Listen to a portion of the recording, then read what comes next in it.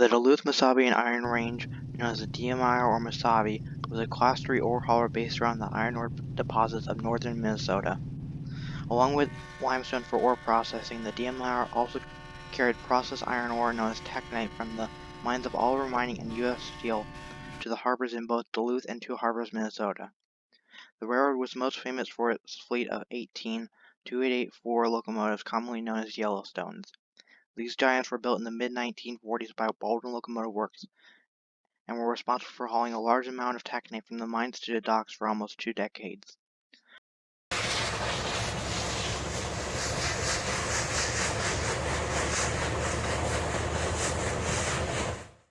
The Yellowstones were retired in the late 60s as dieselization took place, and today 3 Yellowstones are preserved. One is on display at the Lakes Superior Railroad Museum in Duluth, while one is on display near the DM&IR's main yard in Proctor, Minnesota, and the other in Two Harbors. After the retirement of the Yellowstones, the DM&IR acquired new SD9s built by the electromotive division of GM, today known as Progress Rail.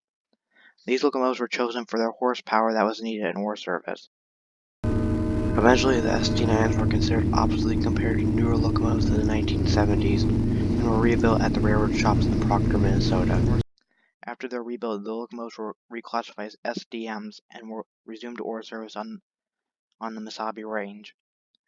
Later in the 90s, the railroad acquired several former Southern Pacific tunnel motors which were used in the mountainous regions of Colorado prior to their purchase from the Southern Pacific.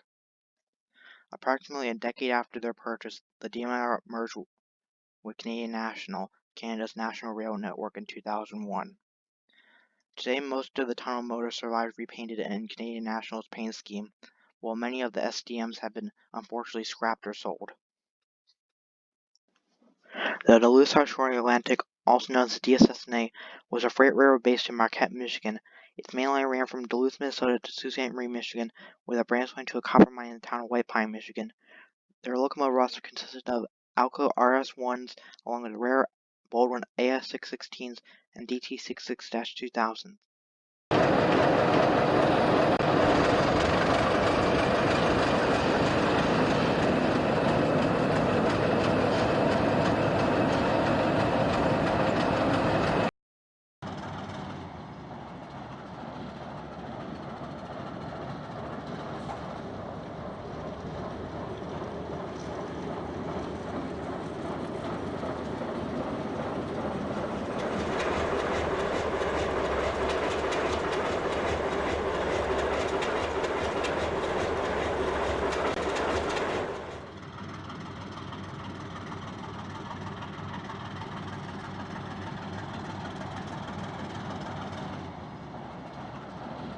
The railroad's roster originally consisted of mostly Baldwin steam locomotives that were scrapped before 1955.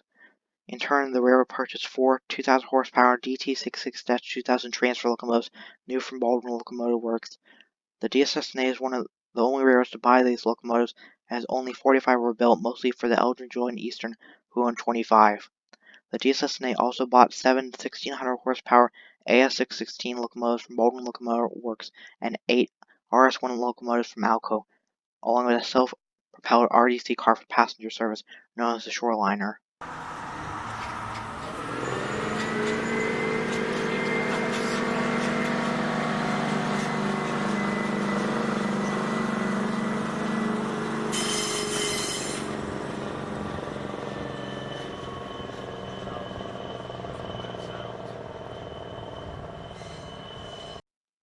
The railroad's freight mostly consisted of hauling iron ore from Ishpeming to Marquette, similar to the LS&I, along with forest products.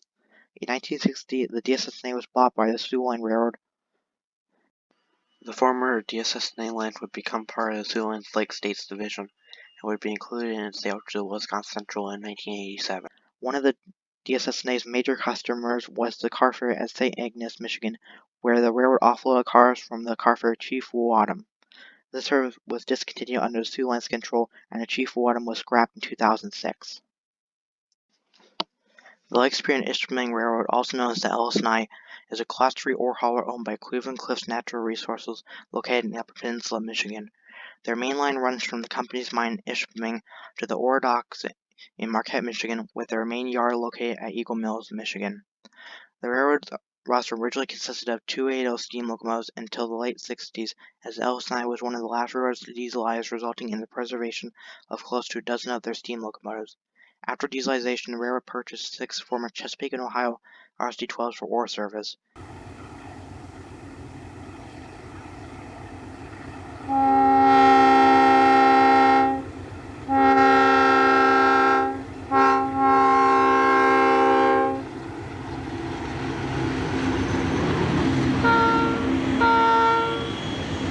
Following the success of the RSD-12s, the LS&I purchased 4 new from Alco, followed several years later by the purchase of 2 U-25C and 5 U-23C locomotives from General Electric, along with 6 Alco RSD-15s from the Santa Fe Railroad.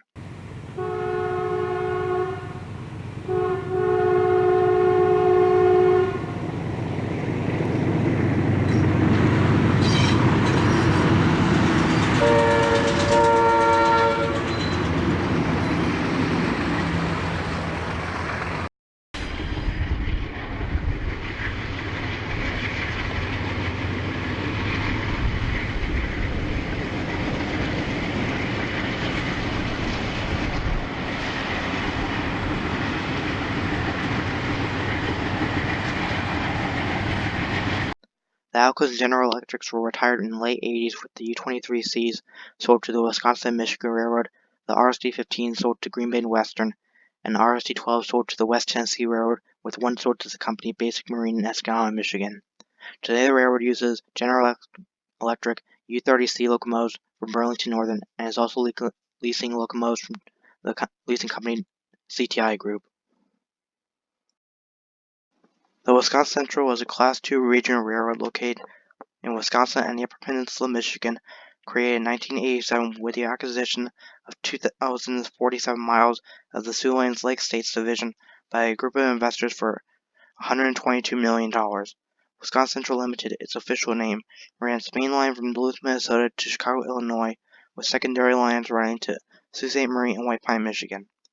Wisconsin Central also acquired from the Soo Line rail lines to Ashland and East Winona, Wisconsin, and trackage rights to St. Paul, Minnesota. Resulting from the Soo Line's buyout of the Milwaukee Road, the Wisconsin Central also acquired a rather unique locomotive roster of former Milwaukee Road equipment from the Soo Line's buyout of the Milwaukee Road following its bankruptcy in 1977. Along with former Milwaukee Road units, the Wisconsin Central also acquired former Soo Line EMD GP30s and GP35s. These, along with rare Milwaukee Road SDL 39s, were the backbone of the Wisconsin Central for its first few years of operation.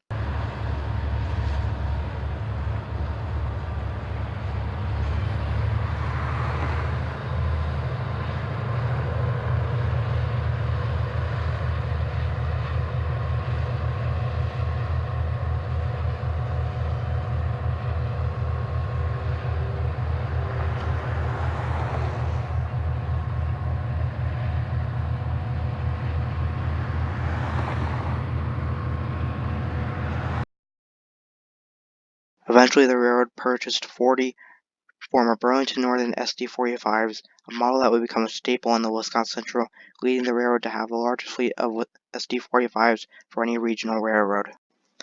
On January 8, 1991, Wisconsin Central purchased the railroads Green Bay and Western and Fox River Valley for $52.8 million. The Green Bay and Western was an all-Alco line, which predominantly used Alco C424s, along with Alco RS-27s from the C&NW, and the C430 and RS-11, which were the only ones of their kind on the railroad.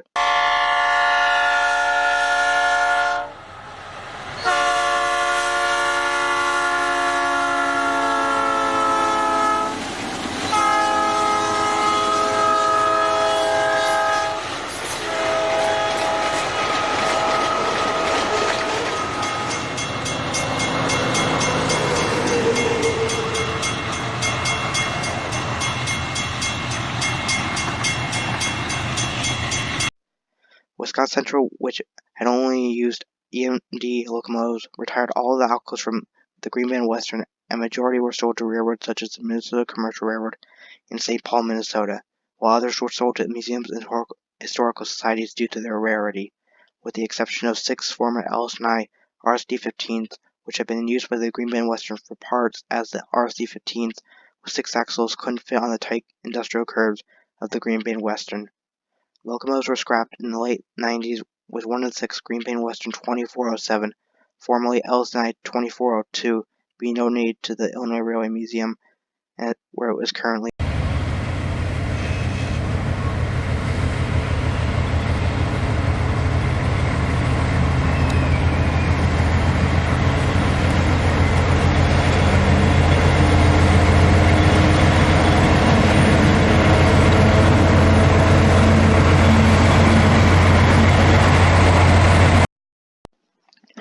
In 1995, Wisconsin Central acquired control over the Algoma Central Railway.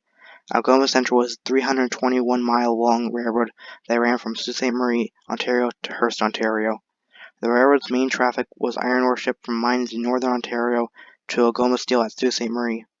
Unlike the LS&I, Algoma Steel and Algoma Central were both independent companies. Along with iron ore trains, Algoma Central also ran a local passenger train using SD40-2s. These operations were supported by funds from the Canadian government and used steam-heated passenger cars, which were extremely rare to be found in commercial passenger service in the 1990s. Wisconsin Central acquired former Canadian National FP9s after the railroad's acquisition to free up the SD40-2s for freight service. The FP9s would remain in service on both former Algoma Central lines and Wisconsin Central lines until 2001, when they were sold to Pioneer Rail.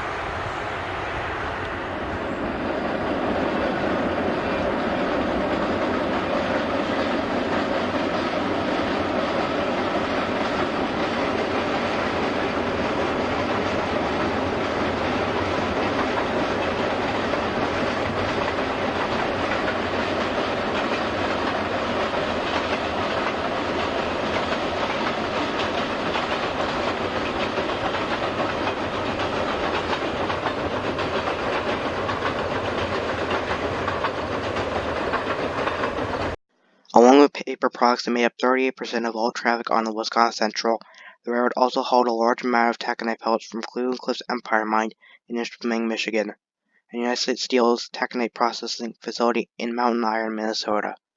Taconite from the Empire Mine was usually hauled on former C&NW trackage using ore cars from Wisconsin Central's Canadian holding company, Sault Ste. Marie Bridge Company, which was also the holding company for Algoma Central.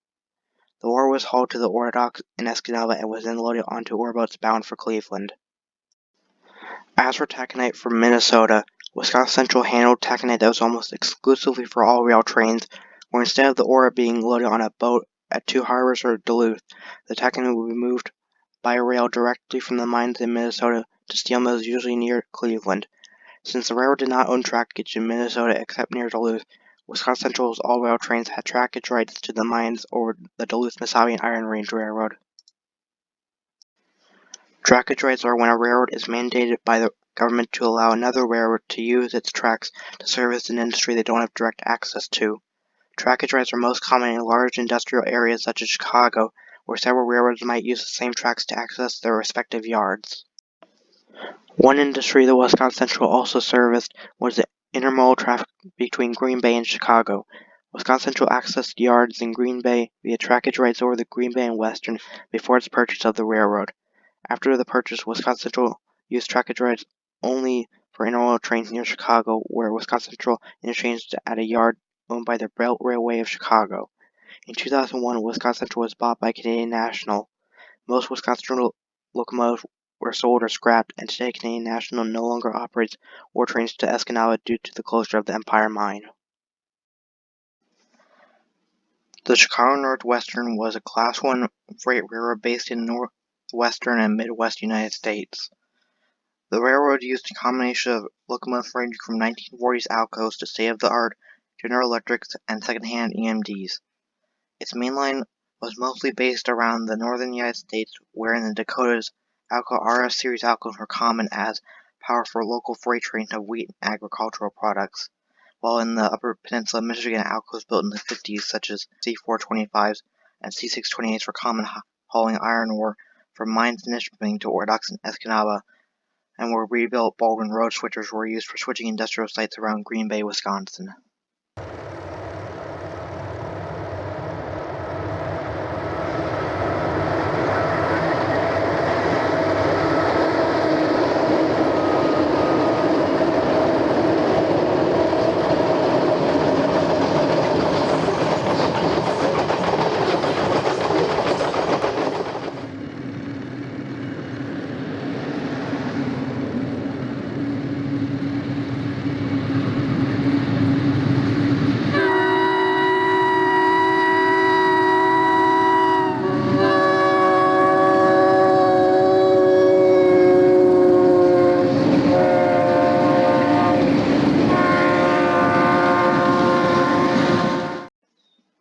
Most of the railroad's locomotives were second-hand, such as massive C628s from the Norfolk and Western.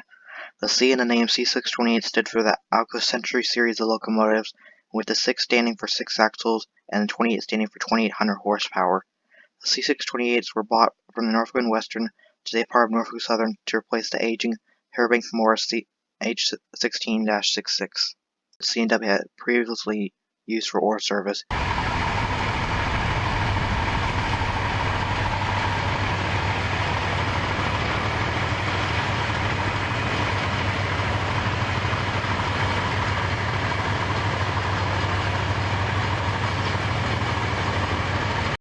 Referred to as baby trainmasters due to their resemblance to the larger H24-66 trainmasters, which were also owned by the Norfolk and Western. The locomotives were retired in the early 70s as the railroad received the C628s. Today, none of the H16-66 locomotives survive. The C628s would remain in ore service until the late 80s when the C&W purchased new SD50s and SD60s from EMD. The C628s would remain in storage until the early 90s when they were scrapped along the majority of the C&W Alco fleet.